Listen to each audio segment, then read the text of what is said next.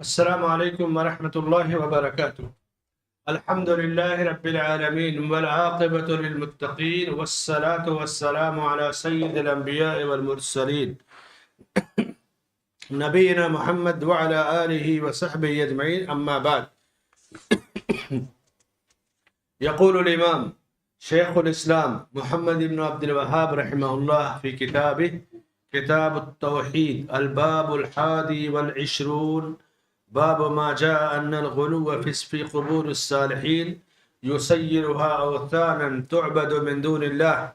روى مالك في الموطأ أن رسول الله صلى الله عليه وسلم قال: اللهم لا تجعل قبري وثنا يعبد. اشتد غضب الله على قوم اتخذوا قبور أنبيائهم مساجدا. ولابن جرير بسنده عن سفيان عن منصور عن مجاهد: أفرأيتم اللات والعزى؟ قال: كان يلت لهم السبيق فمات فعكفوا على قبره. وكذلك قال أبو الجوزاء عن ابن عباس: كان يلت السبيق للحجاج. وعن ابن عباس رضي الله تعالى عنهما قال: لعن رسول الله صلى الله عليه وسلم زائرات القبور والمتخذين عليها المساجد والسرج. رواه اہل السنن. اللہ کے فضل اور اس کی توفیق سے آج ہم لوگ 18 اکتوبر 2025 کتاب التوحید کے 21ویں باب پہ گفتگو کر رہے ہیں. اس باب کا عنوان ہے صالحین اور بزرگوں کی قبروں کے بارے میں غلو کا انجام شرک اکبر ہے. یہ اس کی سرخی اور ہیڈنگ کہ صالحین یعنی نیک لوگ، اللہ والے، ان کی قبروں میں غلو کا انجام یعنی آخری نتیجہ شرک اکبر ہے. شروعات شرک سے نہیں ہوتی ہے. شروعات تو بڑے نیک مقصد سے، بزرگوں کے احترام سے ہوتی ہے اور بعد میں وہ شرک اکبر میں پڑ جاتے ہیں. تو اس باب میں اسی موضوع کی وضاحت کی گئی اور ایسے لوگوں کے لیے وعید بیان کی گئی کہ جو لوگ بزرگوں کی قبروں پہ یا بزرگوں کی قبروں کے بارے میں غلو سے کام لیتے ہیں وہ ملعون لوگ ہیں، کیونکہ نتیجہ ان کا شرک ہے. اچھا، غلو کیا چیز ہے؟ شریعت نے جو بارڈر مقرر کیا اس کو کراس کرنا. کہیں بھی جو پابندی اور گائیڈ لائن ہے اس سے آپ کراس کر گئے تو آپ کی عبادت باطل ہے. آپ حج کرنے جائیں گے، بورڈ لگا ہے کہ عرفات کا اینڈ ہے، آپ عرفات سے باہر ٹھہر کے آئیں گے تو ہوگا کوئی فائدہ؟ یہ مزدلفہ کا اینڈ ہے، یہ مینا کا جگہ جگہ بورڈ لگا. اگر بارڈر کراس کر کے گئے تو پوری زندگی کی وہ عبادت برباد ہے. شریعت نے ہر جگہ بارڈر بنایا ہے. قبر کا بھی اس کی بھی ایک حد ہے، بارڈر ہے. غلو پچھلے ہفتہ بتایا گیا تھا درس میں، یہ غلا سے ہے. مہنگائی عرب میں آج بھی دکان میں جائیں گے کوئی چیز خریدنے، اگر عام مارکیٹ ریٹ سے زیادہ وہ چیزیں کہیں غالی جدہ، غالی بہت مہنگی چیز ہے. پانی رکھتے ہیں اگر چولہے پہ گرم ہونے کے لیے، جب پانی کھولنے لگتا ہے تو کہیں گے المویا یغلی، پانی کھول رہا ہے، کیونکہ پانی کی جو حد ہے ٹھہرے رہنا، اب اس سے وہ اوپر اٹھ رہا ہے، پانی کھولنے لگا. تو غلو قبروں کی، نیک لوگوں کی قبروں کے بارے میں غلو کیا تھا؟ اس کی عظمت میں زیادتی کرتے تھے، اس کا جو حق ہے اس سے زیادہ دینے لگے. قبر کا حق کیا ہے؟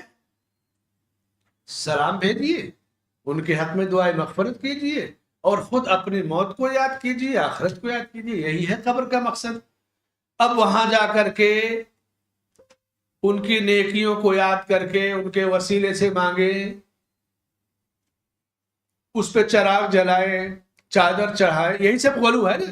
بارڈر آپ کراس کر گئے تو پہلے دن سے آدمی شرک نہیں کرتا ہے، دھیرے دھیرے دھیرے دھیرے شرک میں پڑتا ہے.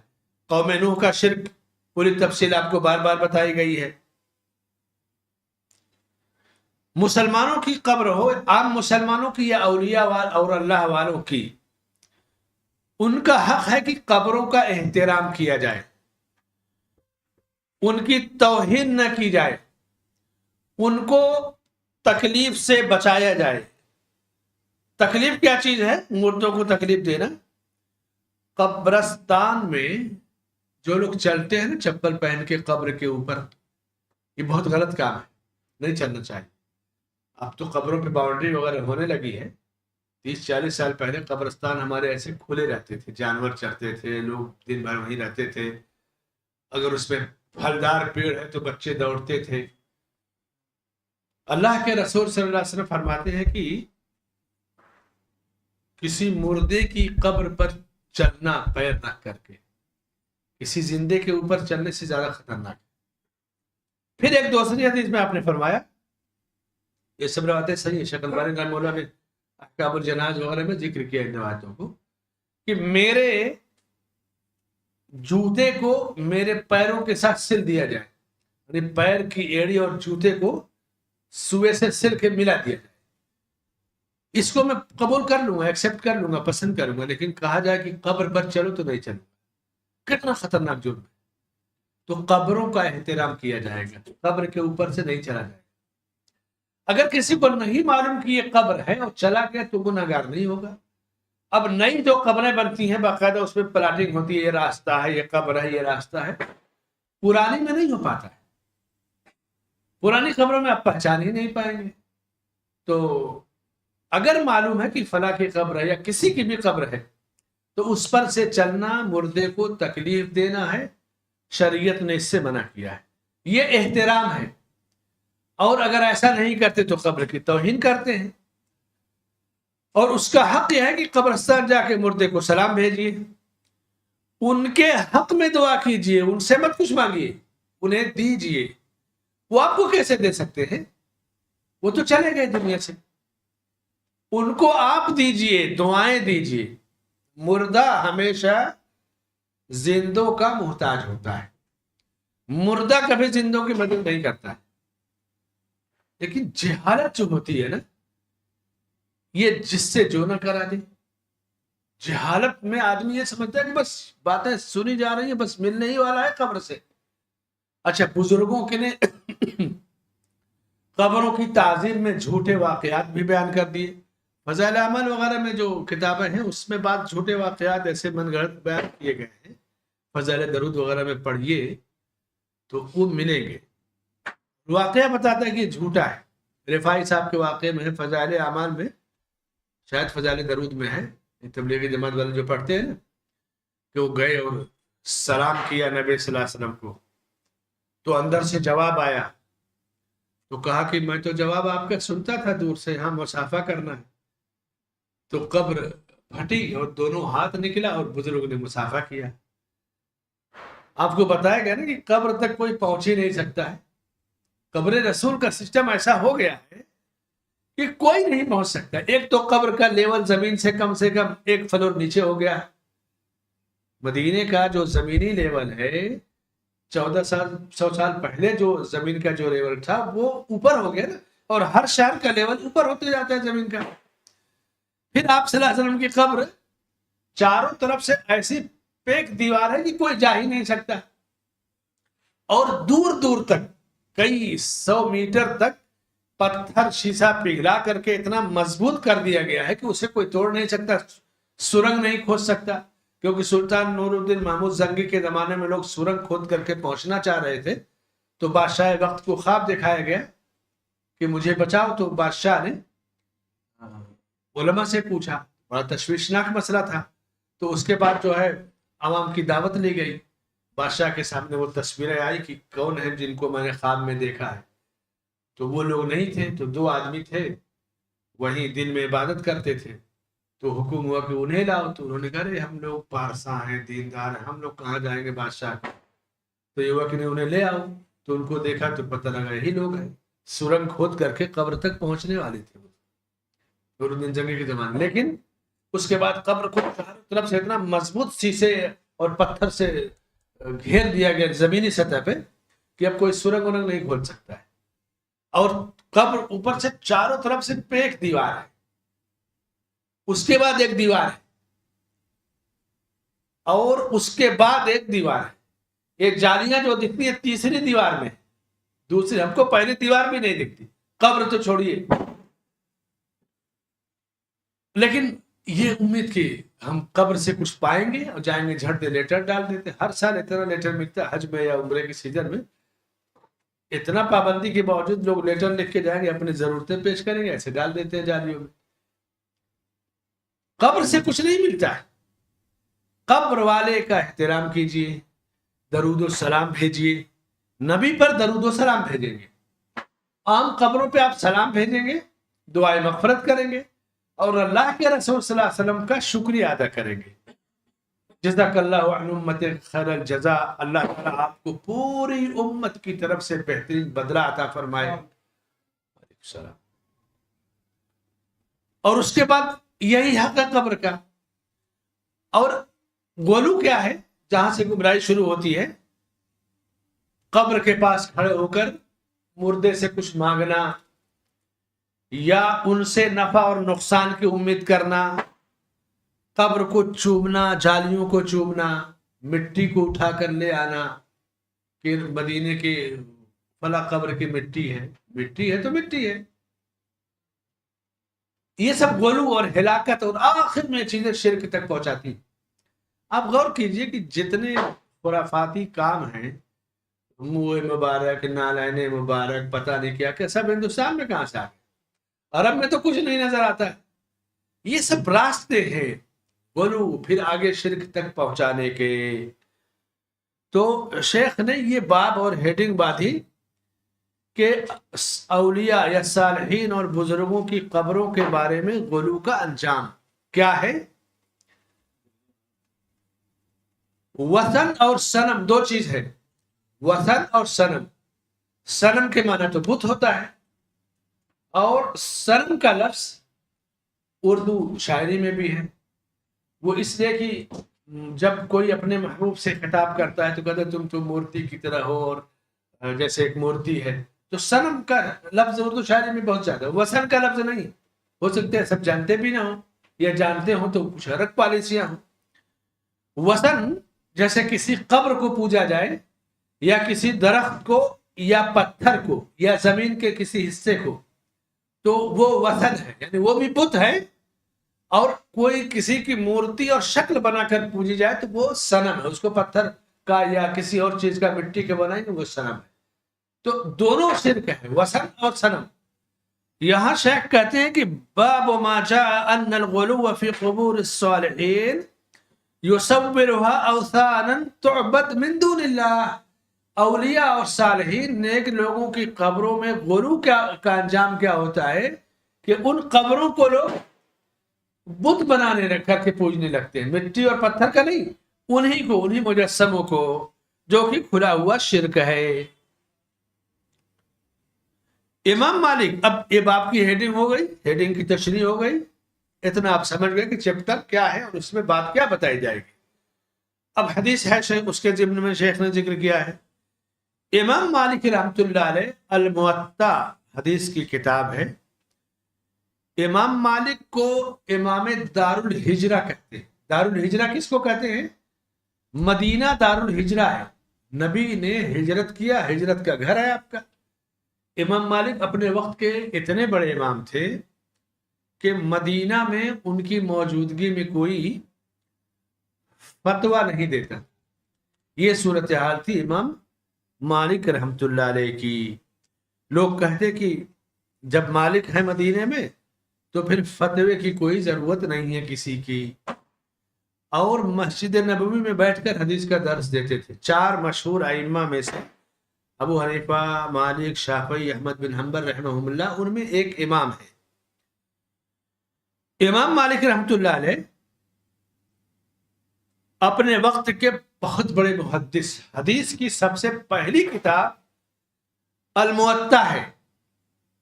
اس سے پہلے حدیثیں موجود تھیں، لیکن لوگوں کی آسانی کے لیے ہیڈنگ بنایا، ایک موضوع کی حدیثوں کو ایک جگہ جمع کیا، نماز کی حدیثیں، زکوٰۃ کی، روزے کی، حج کے، لوگوں کو آسانی ہے پہلے یہ سب ترتیب نہیں تھی نا، بس حدیثیں موجود تھی. تو الموطا اسی لیے نام پڑا، لوگوں کی سہولت کے لیے سرخی اور ہیڈنگ قائم کر کے ترتیب سے چیپٹر وائز نبی کی حدیثوں کو انہوں نے ذکر کیا. اور حدیث کی سب سے پہلی کتاب موطا امام مالک ہے.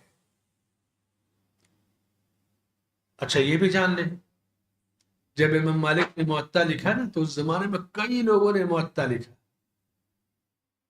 سوچے کہ ہم بھی لکھ دیں، لکھنا کیا، حدیثیں موجود تھی، جمع کرنا تھا. تو لوگوں نے کہا کہ دیکھو یہ تو آپ کی کتاب پیچھے رہ جائے گی، تو بہت سارے لوگوں نے موطا لکھ دیا. تو امام مالک نے کہا کہ ما کان للہ باقی، جو کام اللہ کے لیے ہے وہ باقی رہے گا، بس اتنا کہا. اگر یہ نہ بتایا جائے لوگوں کو کہ امام مالک کے زمانے میں کئی موطا تھی تو کوئی جانے گا. ہمارے ہندوستان میں ایک ریاست ہے بہار، وہاں پر ایک صاحب بہت تعصب کرتے تھے امام بخاری رحمۃ اللہ علیہ سے. تو بخارا افغانستان کی ایک جگہ ہے، شہر ہے، تو صحیح البخاری ہے، تو انہوں نے صحیح البخاری لکھا تھا بخاری کے ٹکر میں. یہی شرک بدعت ساری حدیثوں کو جو بھی ہے جمع کیا گیا، یہ بخاری ہے، صحیح البخاری ہے. لیکن اگر نہ بتایا جائے کسی کو تو کوئی جانے گا. تو تعصب اب انہوں نے اسی وزن پر، یہ بخارا، یہ بہار، یہ الموطا، یہ الموطا. اللہ کے لیے جو کام ہوتا ہے وہ باقی رہتا ہے، اور جس کام میں ٹکر لینا، ٹکراؤ لینا، ریاکاری، شہرت، وہ اپنے وقت کے ساتھ مٹ جاتا ہے. بڑے حکمراں آئے اپنے زمانے میں کہ ان کے آگے کوئی بولتا نہیں، لیکن اس زمانے کے علماء کو لوگ یاد کرتے ہیں، مگر ان حکمرانوں کو کوئی نہیں جانتا کہ کون تھے، کیا تھے.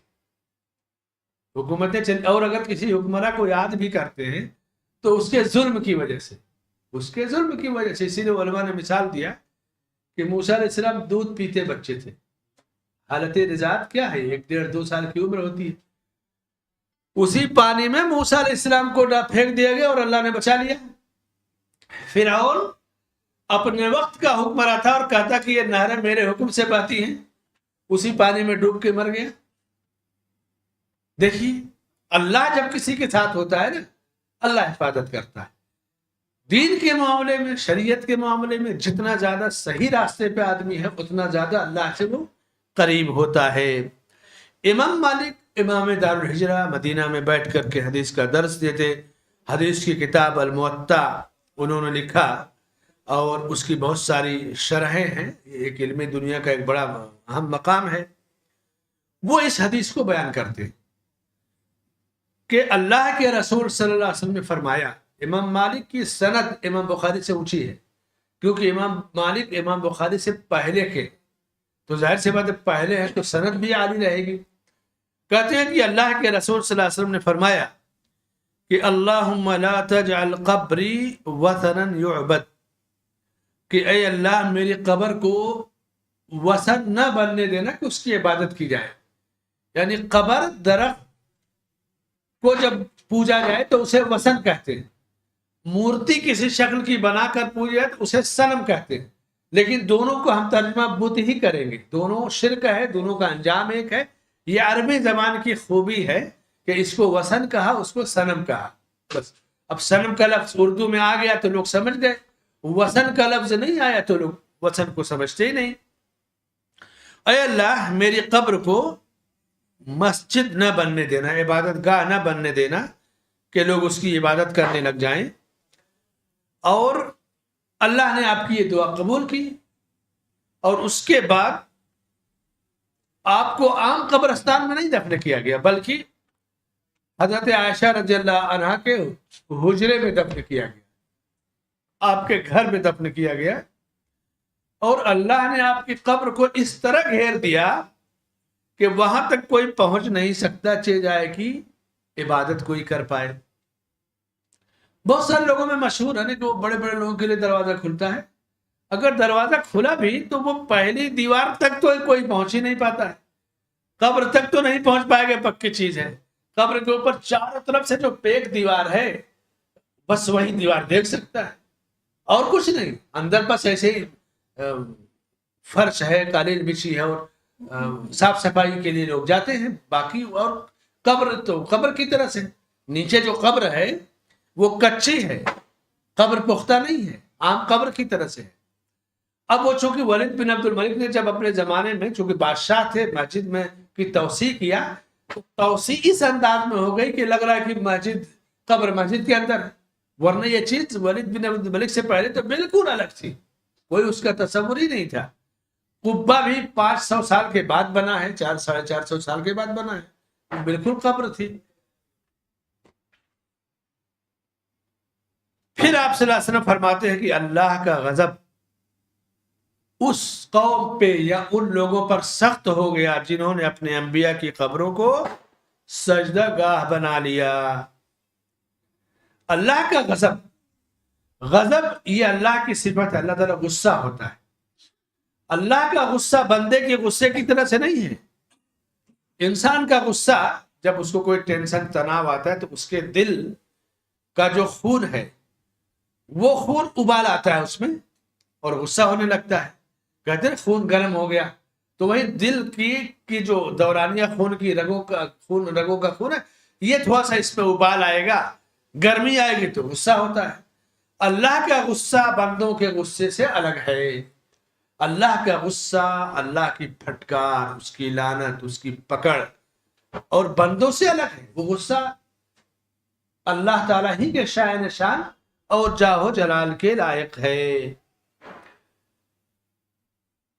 عبداللہ بن عمر رضی اللہ تعالیٰ عنہ جب سفر سے آتے تھے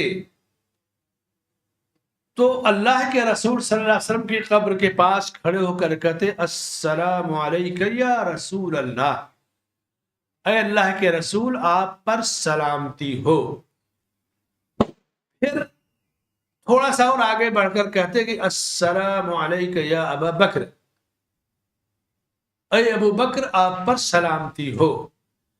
پھر اور ایک قدم آگے بڑھ کر کہتے السلام علیکہ یا ابتی، اے میرے والد محترم آپ پر سلامتی ہو، اور واپس لوٹ آتے تھے۔ کب کرتے تھے؟ جب سفر سے آتے تھے۔ صحابہ ہر دم قبر کی زیارت نہیں کرتے تھے، جاتے نماز پڑھ کے چلے آتے تھے، لیکن کوئی صحابی جب سفر سے واپس آتا تب وہ قبر کی زیارت کرتا تھا، اور صرف قبر کی زیارت کے لیے کہیں سے کوئی سفر نہیں کرتا تھا کہ چلے مدینہ قبر رسول کی زیارت کریں گے، نہیں، چلے مدینہ نبی صلی اللہ علیہ وسلم کی مسجد میں نماز پڑھیں گے، اب جب وہاں پہنچ گئے تو قبر کی زیارت ہو جائے گی۔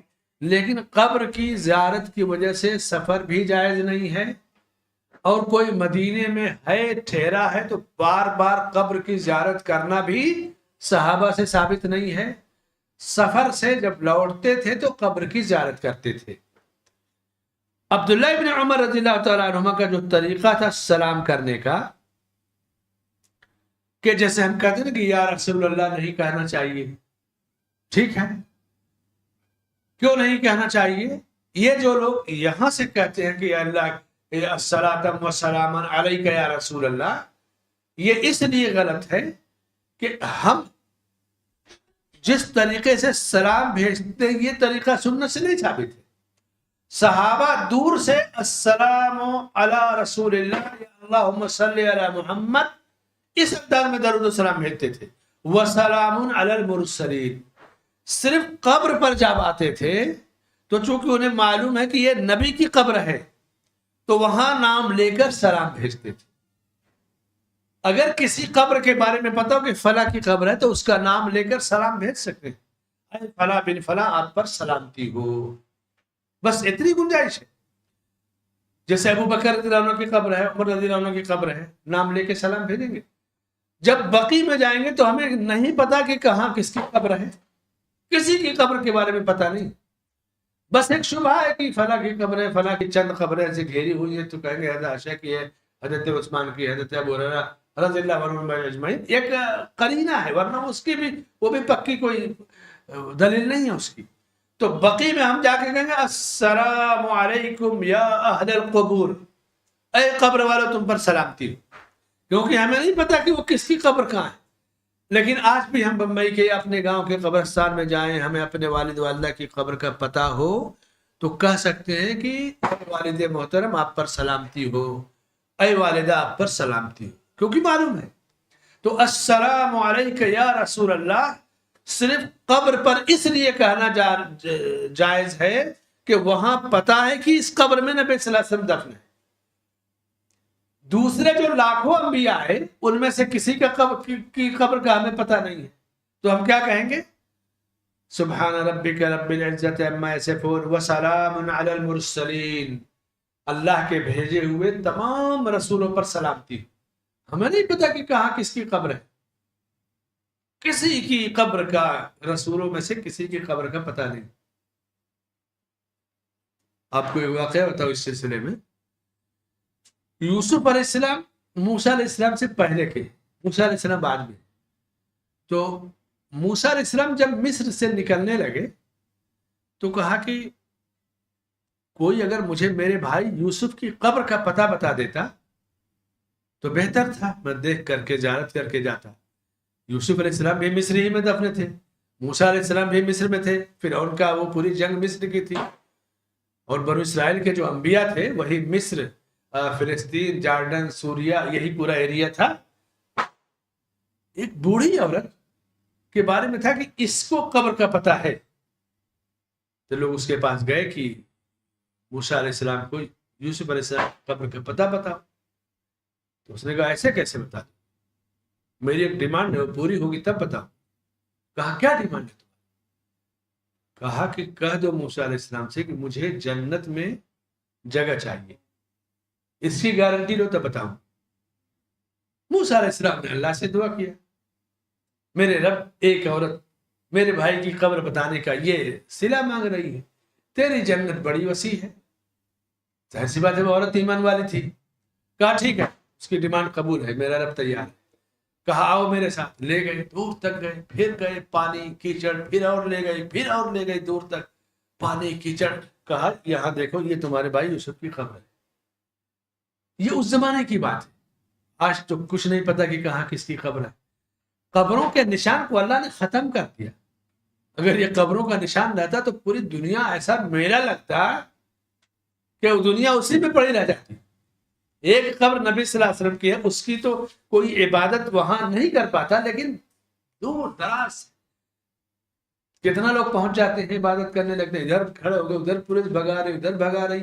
یہ پولیس کا بھگانا بھی اللہ کے نبی کی دعا کی قبولیت ہے کہ اللہ میری قبر کو عبادت گاہ مت بننے دینا. تو یہ مار پیٹ کے جو بھگا رہی ہے نا، یہ بھی نبی کی دعا کی قبولیت کی دلیل ہے.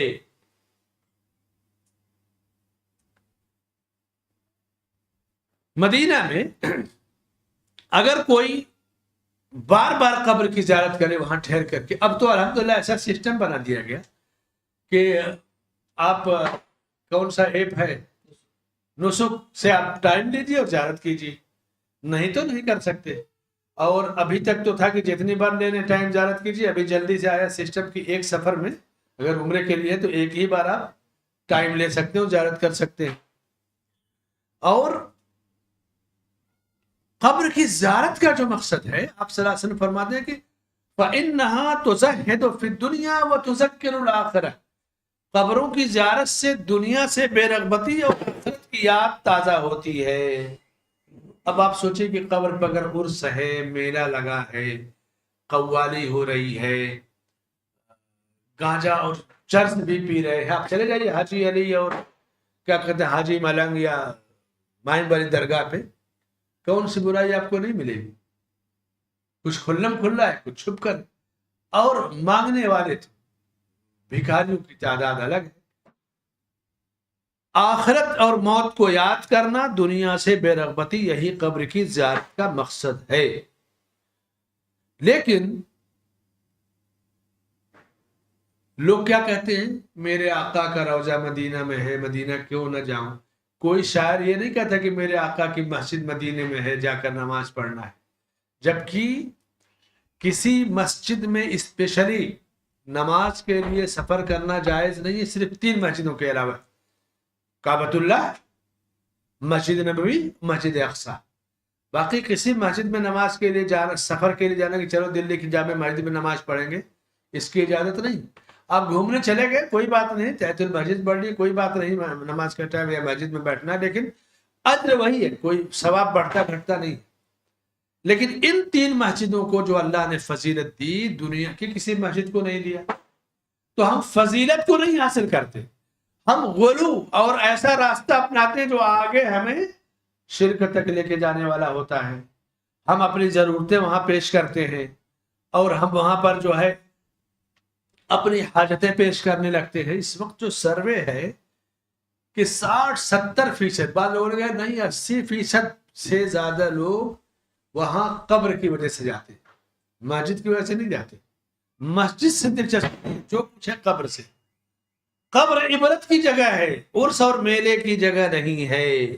آپ نے فرمایا کہ زوروا القبور فإنها تذکرکم الآخرہ، قبروں کی زیارت کرو، یہ تمہیں آخرت یاد دلائیں گی.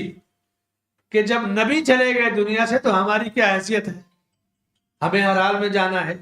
یہ ہے قبر کی زیارت کا مقصد. اور اللہ کا غضب، اللہ کی لعنت ان قوموں پر سخت ہو گئی جنہوں نے اپنے انبیاء کی قبروں کو مسجد بنا لیا. اللہ کا غضب کا مطلب اللہ کی لعنت، اللہ کا عذاب، اللہ کی پھٹکار، یہ ساری چیزیں اللہ کے غضب میں شامل ہیں. اور جس نے انبیاء یا بزرگوں کی قبروں کو سجدہ گاہ بنایا وہ ملعون ہے. نام سے فرق نہیں پڑتا ہے. جیسے غیر مسلم بت بناتا ہے مستقل، ابھی گنپتی گزری دیکھا ہوگا آپ نے نا، خوب بڑی مورتی بناتے ہیں اور اس کو پوجتے ہیں. اور یہ قبر ہے، اس پر چادر چاہیں گے، چراغ جلائیں گے اور اس پر سجدہ کریں گے اور چاہوا چاہیں گے. کہیں گے نہیں وہ الگ ہے، یہ الگ ہے. نہیں، صرف ناموں کا فرق ہے.